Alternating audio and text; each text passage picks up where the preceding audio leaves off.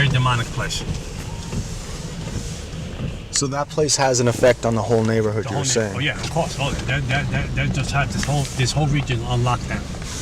That's the devil's throne. We just went into the devil's throne. That throne business since the 80s. And then they go there, spend $100, $200 buying all these things, and then they broke. They're on welfare, public assistance, but they got money to buy all this junk. But they think their life is going to get better. They think that their life is going to improve. They think they're going to make progress in life. They think that they're going to break generational curses. They think they're going to break, vex spells, voodoo. They think they're going to break all that. And basically, God said, "I come. I do it for you for free. Just give your life to me, and I'll set you free." But they don't want that. That's too difficult for them. That's too complicated for them. But they can walk into a place like this and drop $200 to think that their life is going to be free, and they're going to live a life in abundance. I had contact with the principality that runs Haiti. His name is Candelo. I had contact with him. I had contact with demons in Miami. I had contact with demons in Africa. I had contact with demons here in New York City, principalities that run the crossroads of the world, here on 42nd Street. Okay, there's a different principality that run the crossroads of the world here on 42nd Street than the ones that try to run here in this neighborhood. I didn't have a conscience. I remember I did witchcraft to my brother and I put him in jail for 5 years. The witchcraft I did to my own brother, my own flesh and blood. I did witchcraft to him. I put him in jail for 5 years. My other brother that was a warlock. He came into my house one time with an attitude, and the demon jumped on him. And he ran out the house. He couldn't hold the pain in his stomach. My mother can bear witness to that. I did so much ceremonies in my body. I did so much ceremonies in my body. The last ceremony I did was not only sell my soul to the devil. I did a ceremony that I had to swallow animal blood and gunpowder. It was called Sansi. Sansi is a ceremony of Haitian and French that you do the ceremony with a demon. So when I go to people's houses and eat, they can't put witchcraft on the food. I did that kind. I did all the ceremonies you can do. I knew I would go to demon church. And every year, we would have a meeting, a secret meeting. All the high witches and warlocks would have this meeting to find out what principality we were going to usher out and bring in to run the region. We were more organized than the church itself. The kingdom of darkness was more organized than the Church of Jesus Christ. We knew how to do ceremonies. We knew how to do things before the year was over to prepare ourselves for the next year. When Christians couldn't go to church and pray for 1 hour. When Christians couldn't go to church and have a consistent relationship with God. I even took a sabbatical from witchcraft.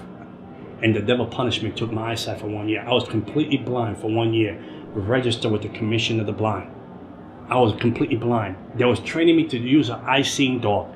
And they was training me to use one of these sticks that you use that you walk the streets with. My mother took care of me for 1 year. My eyes went black. And a mist of gray went over my eyes. I was completely blind. And when I gave my life back to the devil, after 7 surgeries, the devil gave me back my eyesight. And I could see again. And that was my punishment for taking 1 year off. I wanted to take off. The devil said, "You want 1 year off? I'll give it to you." He took my eyesight. And that's the world I lived in. If you mess with the devil, he'll kill you, he'll kill your family. It was a fear that will grip you beyond measure, that you could not leave this religion. You could not leave Santeria, you could not leave Palamanyumbe, and you could not leave spiritualism. The doctors could not explain how I lost my eyesight. Meanwhile, Christians, and I was like, why Christians do bad, and Christians sometimes miss the mark, and the only thing that shows up in their house is grace and mercy. When you show up with the devil and you do something the devil don't like, he kills someone, he kill your family member. And I remember the devil warned this lady. She said, "You can't be with that person no more." And she didn't care because she was in love with the person. The devil, demon possessed a homeless guy in the street. He took a hammer, hit her 17 times over her head, and killed her. One day I was sitting home, and it was amazing. I came from a nightclub the night before. I was sitting home watching a show called Jerry Springer. I know, the crazy show. People beat each other up. I get joy out of that. I was getting joy out of that, laughing. For the first time I heard a voice said to me, "Son, I am coming soon.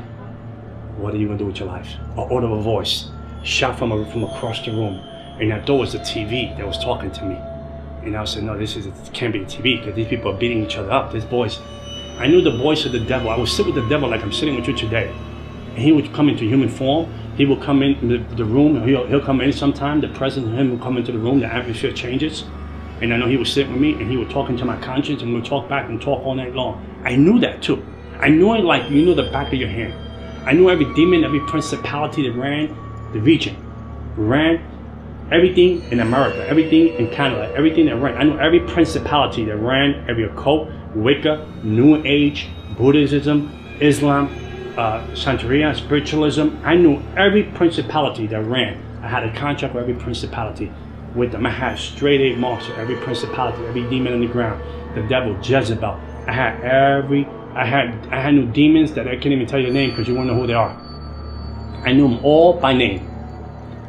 And this voice was very different than any other voice.